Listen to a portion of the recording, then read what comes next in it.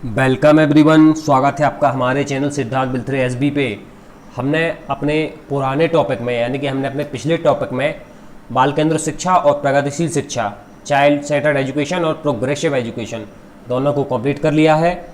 और यदि आपने वो वीडियोज़ ना देखे हो तो आप जाके हमारे चैनल पे वो वीडियोज़ देख सकते हैं। क्योंकि इस टॉपिक में हम उन टॉपिक्स के जो MCQ क्वेश्चन हैं उसको हम सॉल्व करेंगे और तो आपसे अच्छे से बने, बेहतर क्वेश्चन आपसे बने, आप ज़्यादा से ज़्यादा क्वेश्चन अटेम्प्ट कर पाएँ।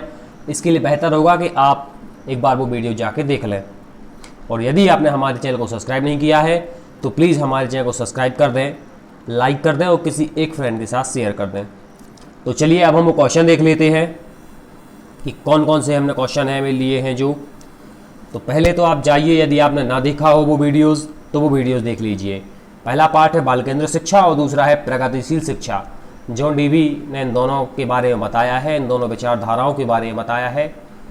और जॉन डीवी अमेरिका के मनोवैज्ञानिक हैं। तो अब हम कुछ MCQ क्वेश्चन हैं वो करेंगे। जैसे पहला क्वेश्चन है कि निम्नलिखित में से कौन सी प्रगतिशील शिक्षा की विशेषता नहीं है। कौन सी एक ऐसी विशेषता है जो प्रगतिशील शिक्षा की विशेषता है, नहीं है, नहीं है। प्रगतिशील शिक्षा की विशेषता कौन सी है? केवल पाठ्यपुस्तक पर आधारित अनुदेश। तो पाठ्यपुस्तक पर आधारित मैंने ऐसा नहीं बताया, तो ये तो गलत है। कोई भी चीज़ पाठ्यपुस्तक पर आधारित है, यदि आपके ऑप्शन में आ जाए तो सबसे पहले उसको गलत कर दें, क्योंकि सिर्फ हमें पाठ्यपुस्तक पर आधारित करके नहीं चीज़ें सिखानी है। पहले ऐसा होता था, अब नहीं ऐसा होता। अब हम खेल के माध्यम भी सिखाते हैं, समूह में ग्रुप एक्टिविटीज़ के माध्यम से भी सिखाते हैं, बाल सभा होती है तो उसमें भी सिखाते हैं, और बहुत सारे डिस्कशन होते हैं, क्विज होते हैं, इन सब चीज़ों के माध्यम से सिखाते हैं, केवल पाठ्यपुस्तक के माध्यम से नहीं सिखाते। तो पहला तो गलत है। परीक्षा में अच्छे अंक प्राप्त करने पर बल देना।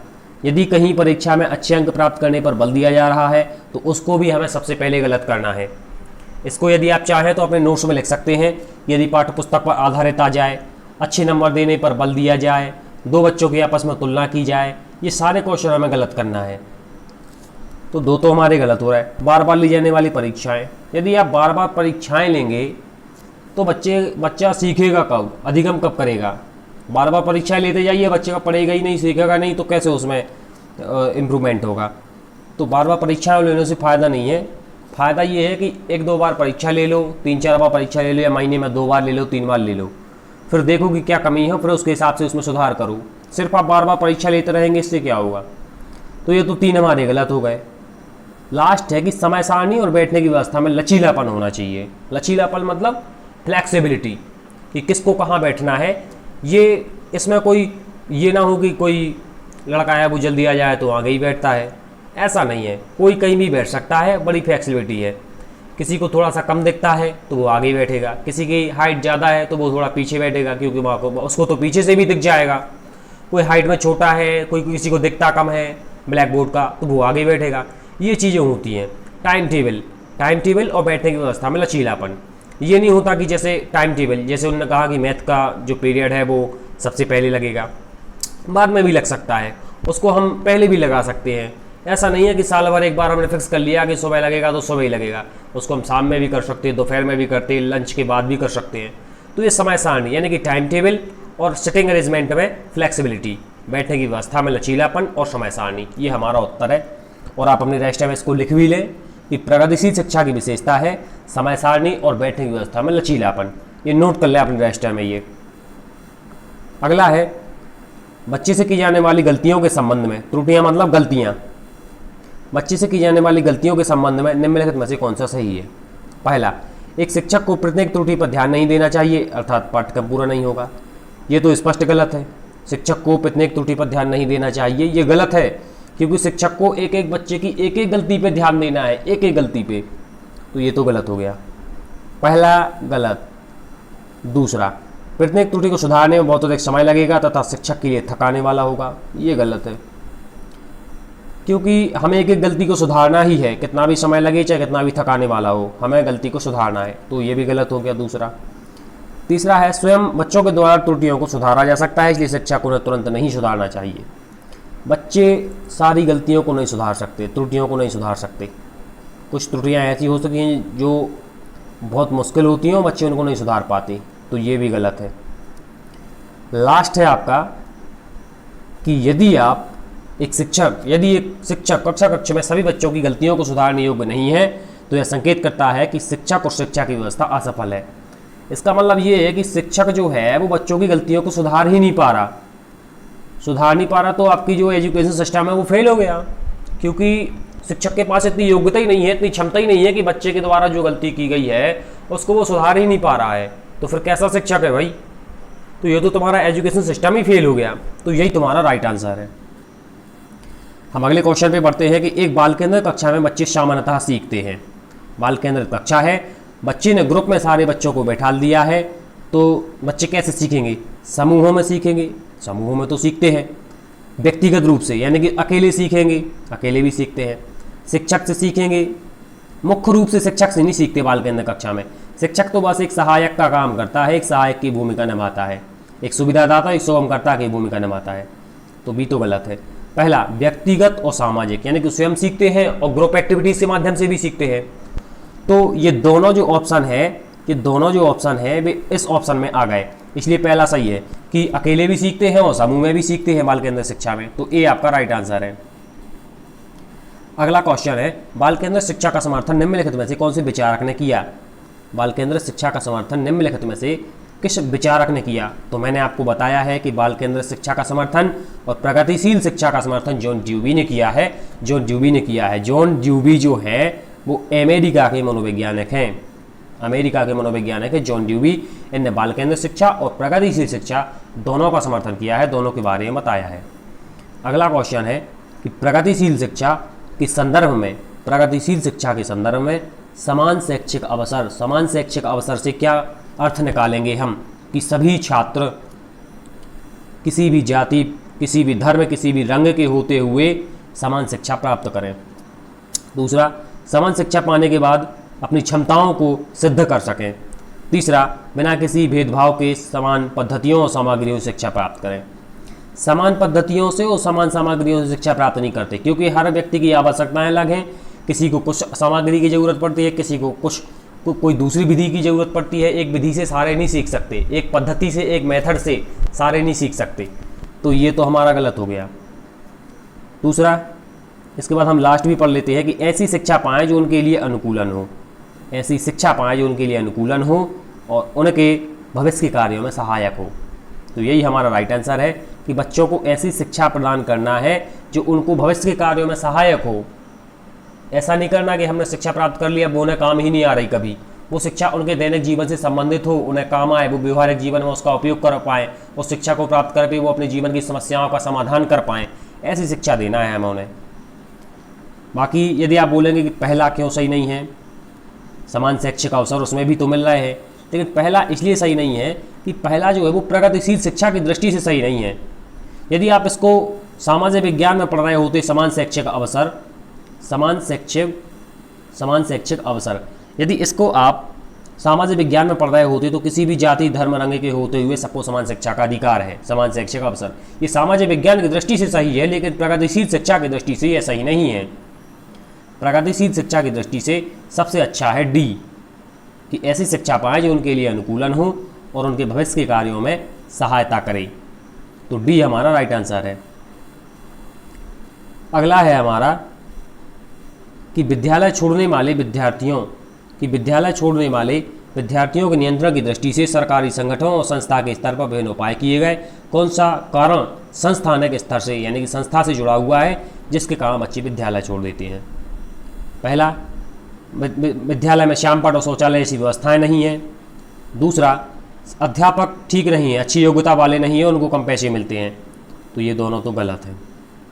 इसके बाद तीसरा है, बच्चे से भले भांति व्यवहार करने की आवश्यकता के प्रति अध्यापकों का संवेदनशील ना होना। मतलब जो अच्छे से व्यवहार करने की आवश्यकता है बच्चों के प्रति, तो शिक्षक उसके प्रति संवेदनशील नहीं है, अच्छे से व्यवहार नहीं करते। तो ये भी गलत है भाई।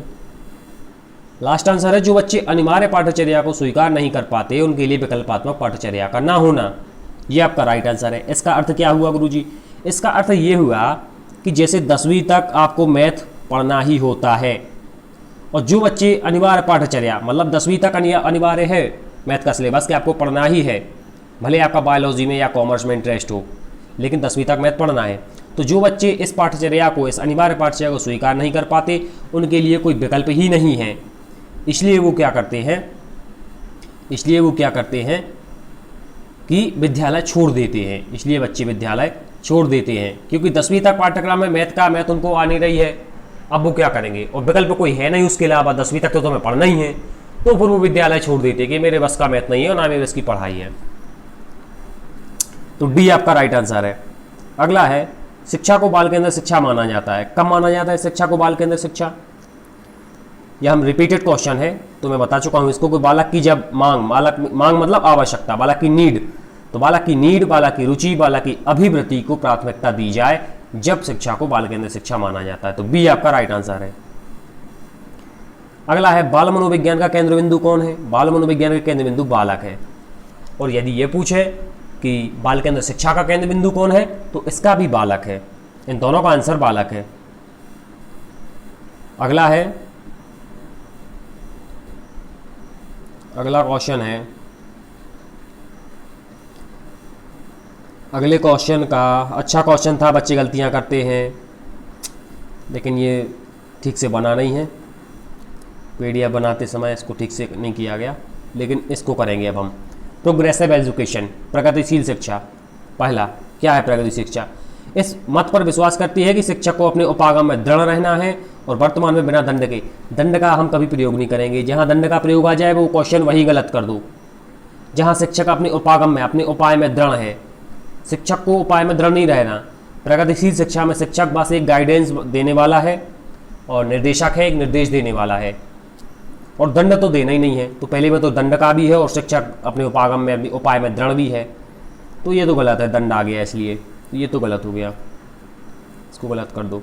दूसरा, समस्या समाधान और आलोचनात्मक चिंतन पर अधिक बल देती है।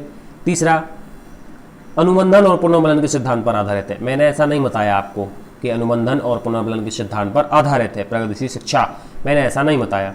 और पाठ्य पुस्तकों पर आधारित है, तो मैंने बताया था कि आप लिख लेना अपने नोट्स में कि जब भी कोई चीज़ ऐसी आ जाए कि जो सिर्फ पाठ्य पुस्तकों पर आधारित बताए, उसको गलत मानना है। क्योंकि आजकल शिक्षा है जो सिर्फ पाठ्य पुस्तकों से नहीं दी जा रही, खेल के माध्यम से भी दी जा रही है, ग्रुप एक्टिविटीज़ के माध्यम से भी दी जा रही है, और बाहर खेल के मैदान में ले जाके दैनिक जीवन से संबंधित करके भी दी जा रही है। तो सिर्फ पाठ्य पुस्तकों पर आधारित नहीं है, तो ये तो हमारा हो गया गलत। सी हमने पढ़ाया नहीं है, ए में दंड दिया जा रहा है। अब बचा बस बी कि समस्या समाधान। बच्चे को सिखाया जाता है प्रगतिशील शिक्षा में कि दैनिक जीवन की समस्याओं को कैसे सॉल्व करें। आलोचनात्मक चिंतन, आलोचनात्मक चिंतन का अर्थ होता है जैसे आप सीटेट के बारे में आलोचनात्मक चिंतन करें कि सीटेट को कैसे पास किया जा सकता है, सीटेट में कौन से क्वेश्चन कठिन है, कौन से क्वेश्चन सरल है, कौन से क्वेश्चन हमसे बन जाएंगे, कौन से क्वेश्चन हमसे नहीं बनेंगे।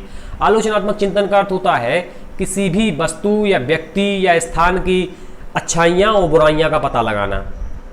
किसी भी वस्तु या व्यक्ति या स्थान के बारे में जो अच्छाइयाँ हैं, अच्छाइयों को पता लगाना, जो बुराइयाँ हैं उनका पता लगाना, ये होता है आलोचनात्मक चिंतन। तो प्रगतिशील शिक्षा में ये बताया जाता है कि आप समस्या समाधान करें और आलोचनात्मक चिंतन करें। आप अपने नोट्स में लिख लें यदि आपने ना लिखा हो तो। बाल केंद्र शिक्षा की एक प्रमुख विशेषता है कि उसमें, बाल केंद्र शिक्षा की एक प्रमुख विशेषता है कि उसमें क्या किया जाता है?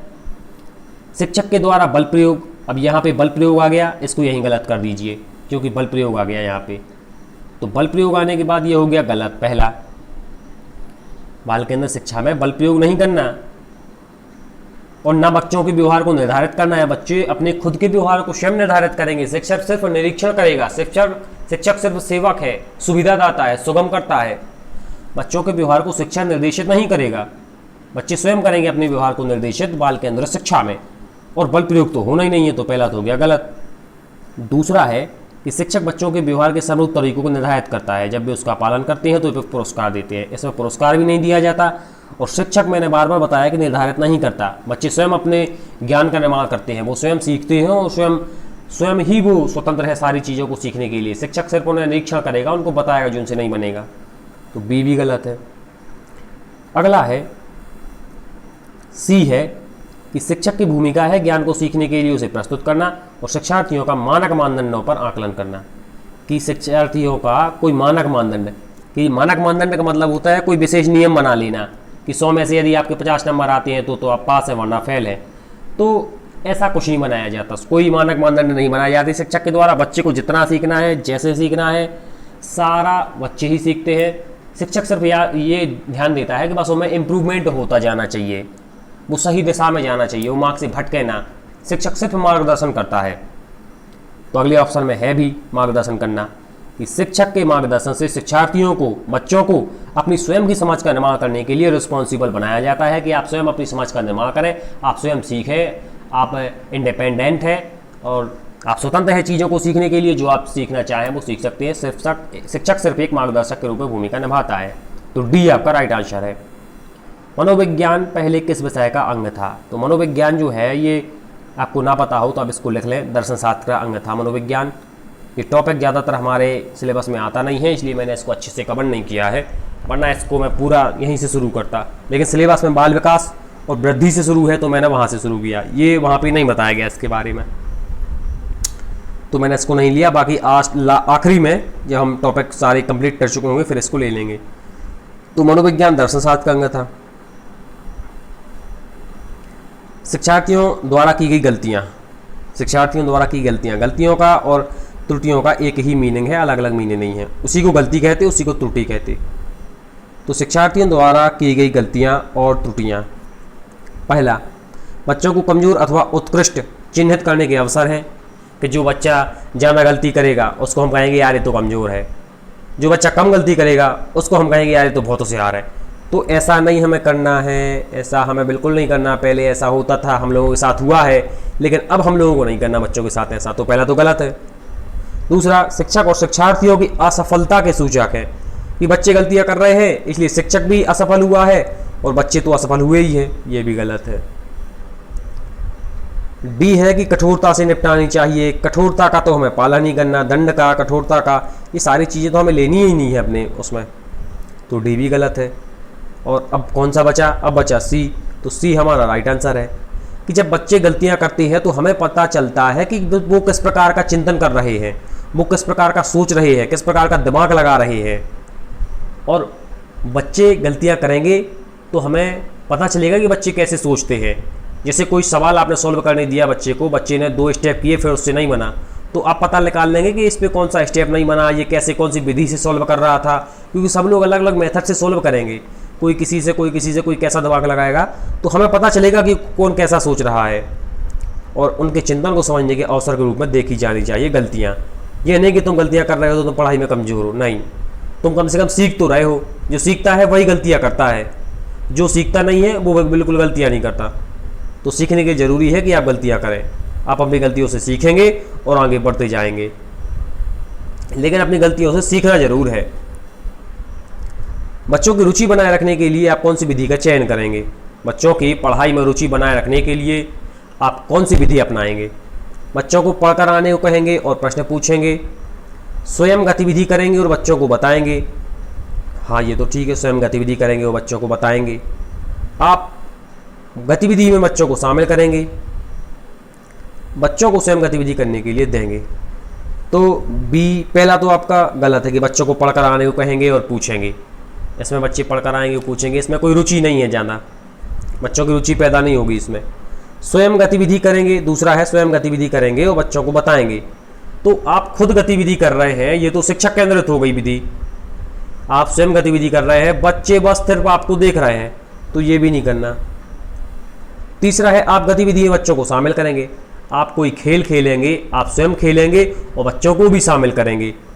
तो ये थोड़ा सा सही है कि आप एक खेल खेल रहे हैं जिसमें आप भी शामिल हैं, आप एक नाटक कर रहे हैं जिसमें आप शामिल हैं और बच्चे शामिल हैं, तो ये तो थोड़ा ठीक है। लेकिन डी कहता है कि बच्चों को स्वयं गतिविधि करने के लिए देंगे, मतलब अब आप नाटक में शामिल नहीं हैं, बच्चों को ही बना दिया कि तुम सब लोग नाटक करो, मैं सिर्फ निरीक्षण करके वहाँ पे कुर्सी पे बैठ के देख रहा, तुम सारे लोग नाटक करो आपस में बैठ के, मैं शामिल नहीं होऊंगा, मैं तुम लोगों का वहाँ से निरीक्षण करूँगा, क्योंकि एक निरीक्षण करने वाला भी तो होना चाहिए। तो सी और डी में डी आपका राइट आंसर है, बच्चों को स्वयं गतिविधि करने के लिए देंगे, इससे वो सबसे ज़्यादा सीखेंगे। शिक्षण से अधिगम पर बल देने वाला परिवर्तन हो सकता है।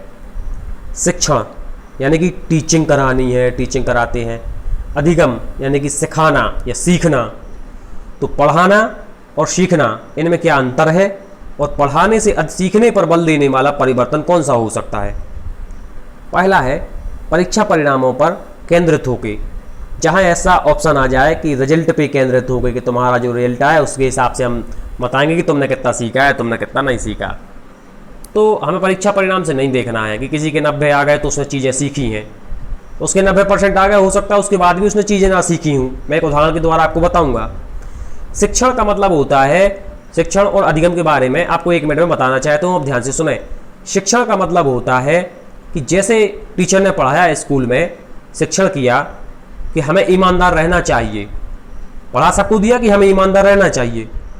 और फिर सीखना क्या होता है? सीखना ये होता है कि जैसे शिक्षक ने पढ़ाया कि हमें ईमानदार रहना चाहिए, और दूसरे दिन शिक्षक की जेब से 50 रुपये या 100 रुपये गिर गए और किसी बच्चे को मिले और बच्चे ने आके शिक्षक को दिए कि सर आपकी जेब से 50 रुपये या 100 रुपये गिरे थे, तो ये क्या है? ये ईमानदारी है।